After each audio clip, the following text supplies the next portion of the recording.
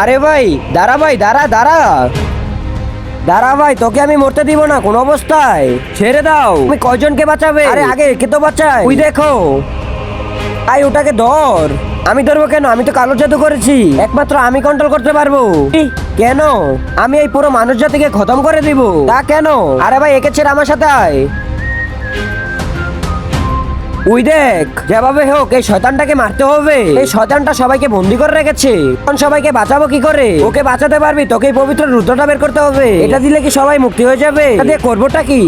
তার আগে আপনার মা যদি বেঁচে থাকে তাহলে অবশ্যই চ্যানেলটিকে লাইক, কমেন্ট এবং সাবস্ক্রাইব করে দিবেন। আর যদি না করেন তাহলে ভাববো আপনার মা বেঁচে নেই। আর শরীরে এটা ছোঁয়ালে অবশ্যই যাবে। একদিন হঠাৎ করে একটা লাড়কি আর একটা লাড়কা প্রেম করতেছিল। আর এই কথা শোনার পর সেই লাড়কাটা সেই লাড়কিকে মেরে দিয়েছিল, মরে গেছে। আর ভূত হচ্ছে এই